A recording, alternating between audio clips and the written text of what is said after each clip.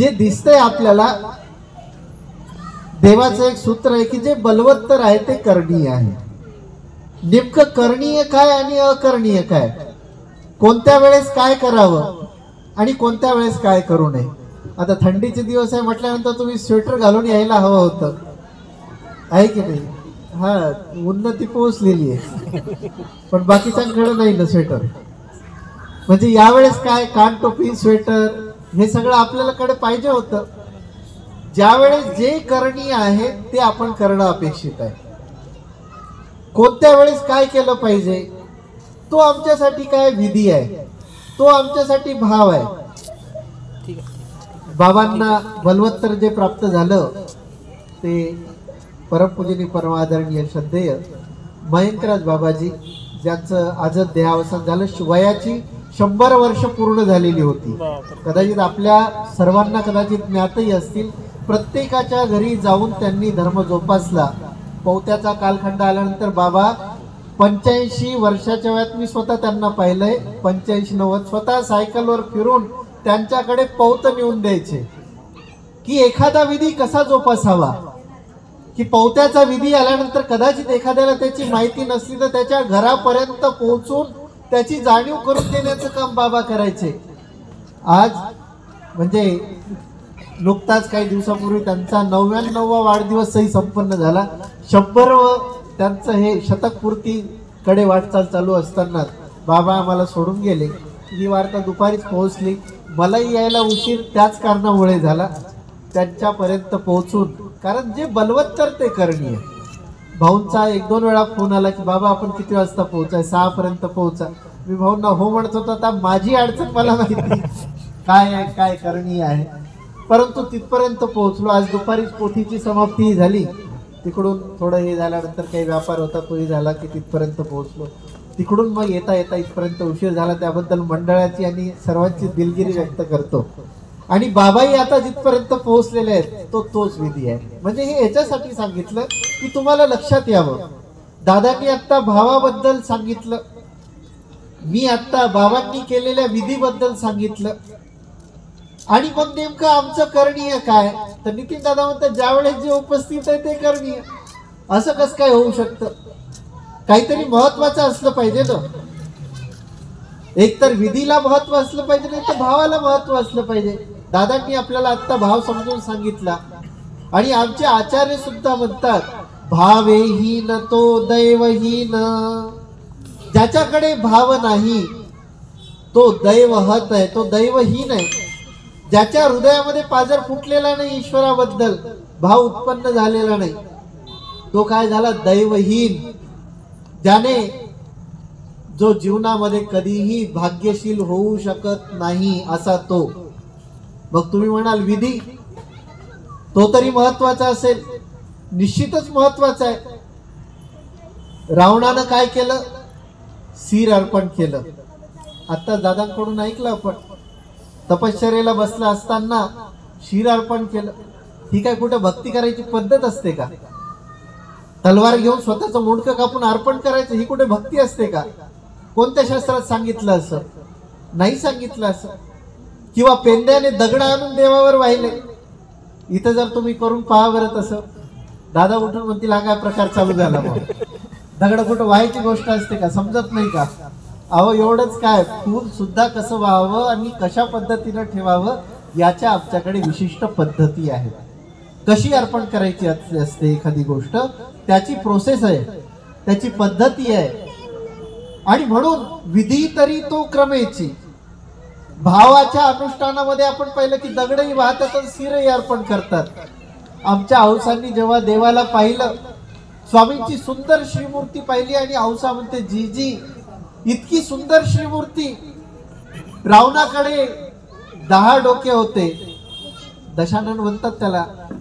10 डोके होते का रावणाकडे? तुम्ही पाहिलं की नाही ते चित्र पाहिलं रावणाचं कसं असते? 10 डोके होते की नाही? कसे होते 10 डोके? मग 10 डोके रावणाला झोपायची किती अडचण पडत असेल. एका कुशीवर झोपायचं म्हटलं तर पंचायतच. असं सरळ झोपवलं पाठीवर, असं आकाशाकडे पाहून. कुशीवर कसं काय झोपत असेल रावण, आहे की नाही? मोठी कल्पना विचित्र आहे. 10 डोके होते, म्हणजे त्याने एक शिर अर्पण केलं, दुसरं शिर आलं, पुन्हा ते कापलं, पुन्हा अर्पण केलं, तिसरं शिर आलं, पुन्हा ते कापून पुन्हा अर्पण केलं, चौथं शिर आलं, असे 9 शिर कापून अर्पण केले. आणि वाजवायला वाद्य काय होतं, हाताच्या ज्या नाड्या होत्या ना, वरची साल सोडून काढली, नाड्या दिसू लागल्या आतमधल्या, आणि त्या नाड्या वाजवायला सुरुवात केली. त्याच्यातून जे ध्वनी निघाले त्याच्यावर गायन करू लागला. जसं सितार वाजवल्या जाते की नाही, त्याच्यात तारा वाजवल्या जातात, तसं रावणाने त्या नाड्या वाजवून त्याचं गाणं म्हणायला चालू केली. अर्पण केलं काय, शीर. अशी कुठे भक्ती असते का, असं कुठं भाव असतो? हा टोकाचा भाव झाला. विधी आणि भाव या दोन्हींच्या अनुष्ठानाच्या संबंधाने आमच्या स्वामींनी जो विचार प्रतिपादित केलेला आहे तो एक तिसरा विचार आहे. कुठे तुम्हाला विधी दिसेल, कुठे तुम्हाला भाव दिसेल, कुठे भल्या पहाटी थंडीच्या दिवसामध्ये काकडा आरती करणारे साधक अन्य संप्रदायातील तुम्हाला दिसतील, कुठेतरी त्यांचा तो विधीचा तो भाग तुम्हाला दिसेल. कुठे भावाचं अनुष्ठान करताना भावरूप साधनेच्या माध्यमातून भक्तीमध्ये दंग झालेली लोक तुम्हाला पाहायला मिळतील. पण महानुभाव पंथानी आणि सर्वज्ञ श्री चक्रधर प्रभूंनी जो विचार दिला तो या दोहींचा वेगळा विचार आहे. बा आता तुम्ही म्हणाल काय विचार आहे तो नेमका? इथं देवपूजा विधी दिसतोय, पंचावतार उपार विधी दिसून राहिला, भावही दिसून राहिला. स्वामींनी जो विचार दिला तो वेगळा होता. महत्वाचा सूत्राचा संदर्भ आहे, हे विधी भावातीत अनुष्ठान. आमचं परमार्गाचं अनुष्ठान कसं आहे, आमचं परधर्मीयांचं अनुष्ठान कसं आहे, या महानुभाव पंथीय साधकाचं अनुष्ठान कसं आहे, तर विधीच्याही वेगळं आणि भावाच्याही वेगळं. इथे विधी पण नाही आणि भावही नाही. मग आता तुम्ही म्हणाल इथं सगळं दिसून राहिलं, देवपूजा विधी तर दिसतोय, पण आल्यानंतर मग आधी देवपूजा करणं अपेक्षित आहे की नाही? मग क्रम आधी कसा आहे, देवपूजा आधी केली पाहिजे की भिक्षुकाला आधी दंडोत केला पाहिजे? काय केलं पाहिजे? भिक्षुकाला आधी.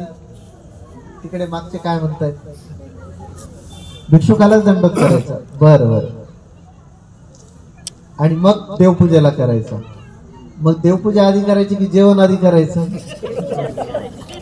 हा, देवपूजा आधी करायची मग जेवण करायचं. बरं, देवपूजेमध्ये आधी काय करायचं? इकडून सुरुवात करायची तिकडून करायची? नक्की का? पाहिलं का? सगळ्यांनी केली का देवपूजा? व्हायची अजून. कुठून सुरुवात आहे? ओट्यापासून तिकून शेवट कुठे होतो? इकडे मूर्तीपर्यंत. हा त्याचा क्रम आहे.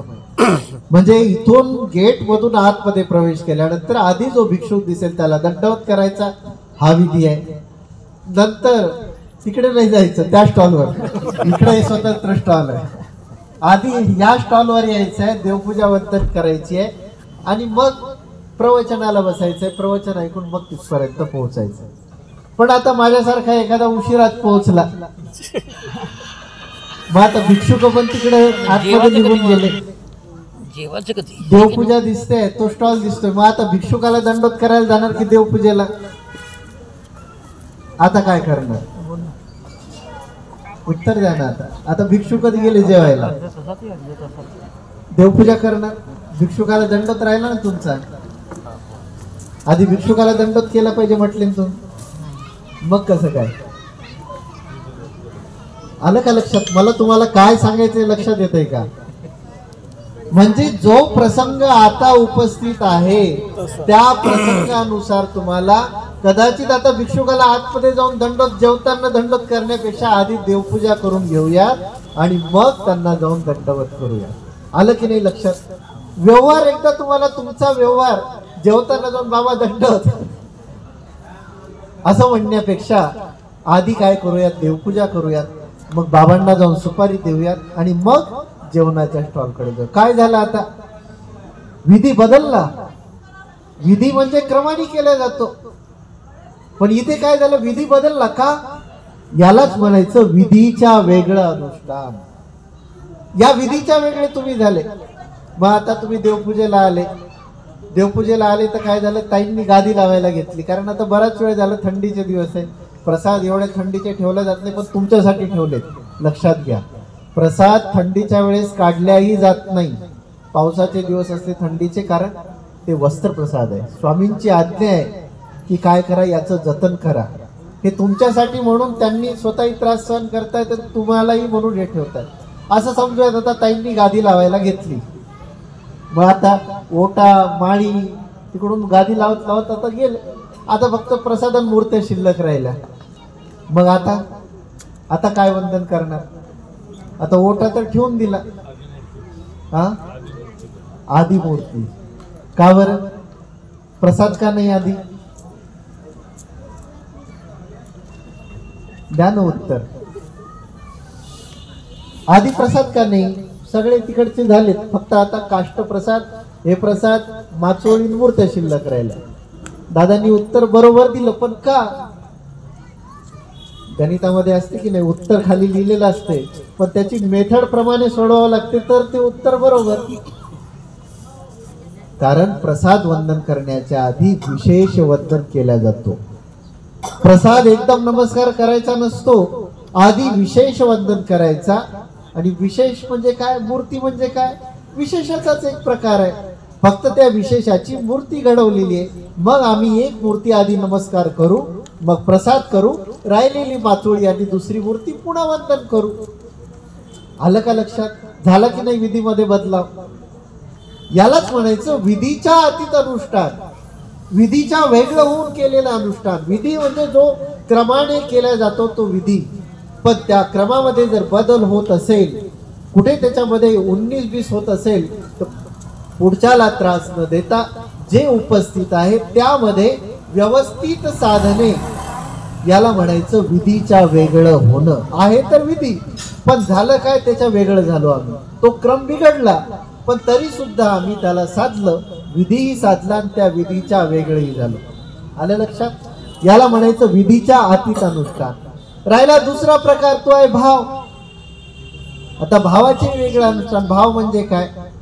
दादांनी सांगितलं. आता भाव जो मनात वाटतो, आम्ही देवाला स्नान घालतो, आम्ही देवाला उपहार दाखवतो. आज 5 उपहार, 5 अवतार जेव घातले की नाही?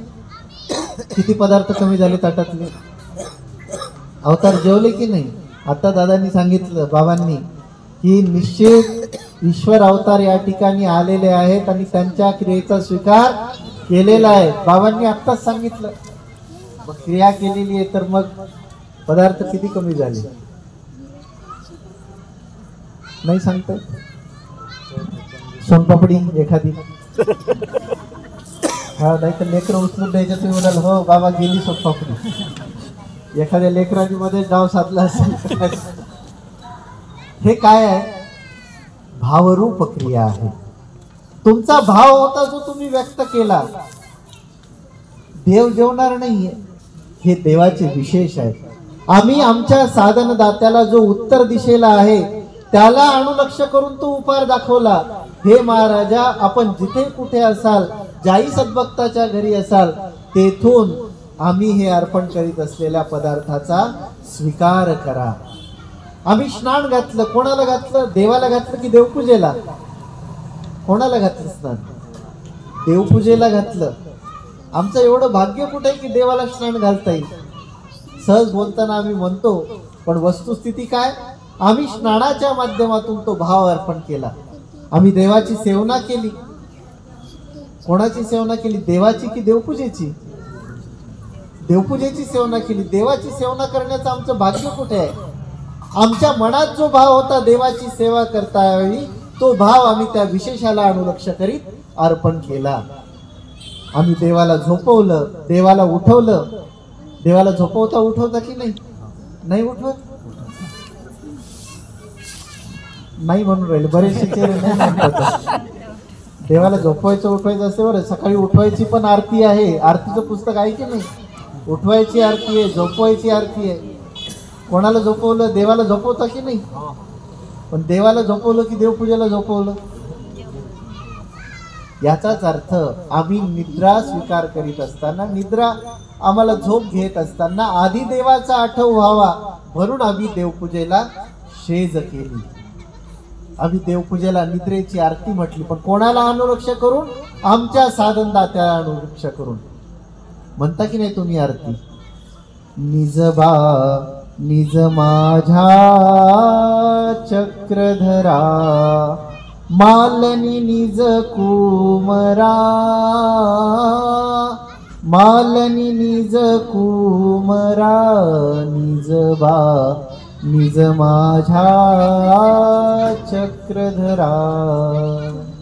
किती सुंदर आरती आहे. पाठीमागचे झोपले काय? नाही ना. सांगायचा मुद्दा असा आहे, आम्ही हे जे करतोय आमच्या हृदयातला भाव आम्ही अर्पण करतोय. हा विधी नाहीये, हा आमच्या हृदयात असलेला भाव आहे जो आम्ही अर्पण करतोय. परमार्गाने त्या क्रिया स्वीकार केल्या, कारण भावाशिवाय भावहीन तो दैवहीन.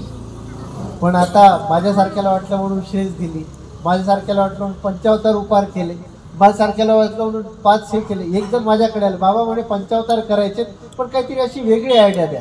आता तेच भरपूर झालं, तेच लोक यायला तयार नाहीत 75ला. म्हटलं हो, माझी ती स्थिती झालेली आहे. म्हटलं नवीन काहीतरी काढा ना. आता म्हटलं काय सांगा बाबा? म्हणजे बाबा असा जय्यत झाला पाहिजे उपार. आता वास्तविक हा उपहाराचा विधी आहे. तुम्ही 1 ताट काढा, 5 ताट काढा, 2 ताट काढा, 10 ताट काढा. मागे मौद्याला कोणीतरी 60 ताट काढले होते. मी तर हातच जोडले कोपरापासून.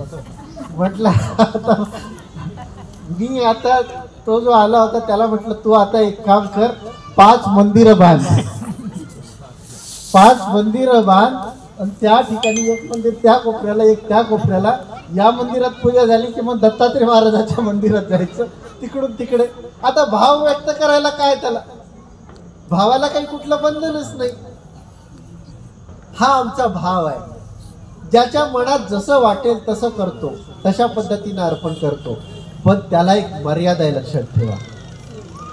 जेव्हा 60 उपाराचा प्रसंग जेव्हा झाला तेव्हा मला कानावर अशी बातमी आली की त्यांचे जे गुरुनिमित्त होते अधिकर्ण, बाबांनी त्यांना भर सभेत रागवलं की हे असं काही चांगलं नाही. 60 उपार, 60 बाया ताट घेऊन उभ्या आहेत, 1 तास झाला. अरे तुम्ही काय करताय? कशासाठी करताय? हे जे उपहार दाखवतोय आपण कशासाठी दाखवतो? लीळा आठवण्यासाठी दाखवतोय. मग ती उपहार दाखवताना, तो पदार्थ करत असताना लीळा आठवणं महत्वाचं आहे. कदाचित त्या ताटातील चपाती पाहून देवाची रोटी आठवली पाहिजे, त्या ताटातलं धिरडं पाहून आम्हाला श्री प्रभू बाबांच्या ठिकाणी अर्पण केलेलं धिरडं आठवलं पाहिजे. ही त्या पाठीमागची प्रक्रिया आहे. कदाचित त्याच्यात जी इडली ठेवली ती इडली पाहून तुम्हाला चरित्रातली इडली आठवली पाहिजे, म्हणून ती प्रक्रिया आहे. लीळा आठवण्यासाठी म्हणून प्रक्रिया आहे. तो काही लोकांना दाखवायचा सोहळा थोडी आहे. भाव हा लोकांना दाखवायचा असतो. अहो तो भाव तुमच्या हृदयातला तो देव जाणतो का तुम्ही जाणता? तुम्ही कितीही मोठं जय्यत करा, हृदयात जर भाव नसेल तर देव स्वीकार करणार नाही. आणि साधी चटणी भाकर असेल तर परमेश्वर हृदयापासून जर 2 अश्रू ढाळून जर घेतला असेल आणि लीळा आठवून जर तो उपहार दाखवलेला असेल तर परमेश्वर स्वतः येऊन त्याचा स्वीकार करतील, यात शंका अतिव मात्र नाही. लक्षात घ्या. आम्ही जी क्रिया करतो ती कशाची आहे नेमकी? ती नुसती भावरूप क्रिया नाही. आणि म्हणून आमच्या पूर्वजांनी आणि आमच्या स्वामींनी भावातीत अनुष्ठान सांगितलेलं आहे. नुसतं भावाचं अनुष्ठान देवाला अपेक्षित नाही नाही नाही. आणि म्हणूनच विधीच्याही वेगळं अनुष्ठान, भावाच्याही वेगळं अनुष्ठान. आणि म्हणून त्याची सीमारेषा आखून दिली. भाव तरी ज्ञानांत सामाये ए तुकाची. कोणता भाव अपेक्षित आहे देवाला? जो ज्ञानामध्ये सामावला जाईल तो भाव अपेक्षित आहे. जो भाव लीळायुक्त असेल तो भाव अपेक्षित आहे. जिथे आमच्या पूर्वजांनी सीमारेषा आखून दिलेली आहे तो भाव अपेक्षित आहे. माझ्या मनात आलं काही केलं असं होत नाही आणि होऊही नाही आणि झालंही नाही पाहिजे. आम्हाला याची तपासणी करता आली पाहिजे. माझ्या मनात वाटतं देव जेवेल म्हणून देवाला जेवू घातलं. माझ्या मनात वाटलं देवाला झोपवायचं म्हणून झोपू घातलं. उद्या वाटेल मी आजारी पडलो, माझं डोकं दुखते, कदाचित देवाचे डोकं दुखत असेल एवढ्या लोकांनी डोकं टेकवलं. उद्या माझ्यासारखा एखादा आला झेंडूबाम घेऊन देवाला लावत बसला तर झाली की नाही पंचायत? बिघडलं कुठं? बरोबर तर होतं. झेंडूबाम लावला वाईट काय झालं? देवाचं डोकं दुखत नसेल का? माझं डोकं दुखलं एवढे सगळे लोक पाहून, देवाचं नसेल का दुखत? म्हणून माझ्यासारखे एखाद्याने झेंडूबाम लावला तर चालेल का? त्याच्या सीमारेषा काय ह्या आम्हाला निश्चित समजल्या पाहिजे. त्या सीमारेषा समजून घेताना त्या सीमारेषा ज्ञानाच्या आश्रित कुठे संपतात याची जाणीव आम्हाला निश्चित असली पाहिजे. आणि म्हणून आमच्या देवानी जे सांगितलेलं आहे, एक विधी अनुष्ठान एक भाव अनुष्ठान, हे विधी भावातीत अनुष्ठान. आमचं जे अनुष्ठान आहे ते विधीचंही नाही, आमचं अनुष्ठान भावाचंही नाही. आमचं अनुष्ठान विधीच्याही वेगळं आहे, भावाच्याही वेगळं आहे. आणि विधी भावातीत अनुष्ठान केवळ ईश्वर अनुष्ठान हे आम्हाला अपेक्षित आहे. आणि म्हणून इथे जे ज्या गोष्टी चालतात त्याच्या काही बारकावे आहेत, त्याच्या काही सूक्ष्मता आहेत. बोलण्यासारखं बरंच आहे, विषय मोठा आहे विधी भावातीत अनुष्ठानाचा. तुम्हाला एक फक्त उदाहरण देऊन त्याच्यातलं समजून सांगितलं. सांगायचा मुद्दा आहे की जी आपण क्रिया करतो ती ज्ञानाश्रित आहे की नाही ती आम्हाला तपासता आली पाहिजे. आम्ही जी क्रिया करतोय ती कशामध्ये पडते आहे? ती जर कदाचित सोक्ती होत असेल तर ती नकोय. कारण सोक्ती, शास्त्रोक्ती, लोकोक्ती याचा परित्याग करावा असं देवाने आम्हाला सांगितलेलं आहे. तुम्ही करताय त्याचा आम्हाला निश्चित आनंद आहे, केल्या गेले पाहिजे, उपार केल्या गेले पाहिजे. परंतु ती उपार करत असताना, प्रत्येक पदार्थ बनवत असताना ती भाजी लीळा चरित्रात कुठे दिसते का? इडली करत असताना ती इडली चरित्रामध्ये कुठे सापडेल का? मग ती लीळा आम्हाला आठवता आली पाहिजे. त्यासाठी आम्हाला हातात लीळा चरित्र असलं पाहिजे. आणि ते असेल तर खरी आमचा भाव आणि आमची भक्ती ज्ञानाश्रित होईल. आणि जो भाव तरी ज्ञानांत सामाय हेतुकाची या ईश्वर आज्ञेला आम्ही पात्र होण्याचा प्रयत्न करू, नवे पात्र होऊ. आणि म्हणून या सगळ्या माध्यमातून याची तपासणी आणि जाणीव होणं अपेक्षित आहे. लांबलेल्या शब्दाला या ठिकाणी विराम देतो. सर्वज्ञ श्री चक्रधर स्वामी की जय.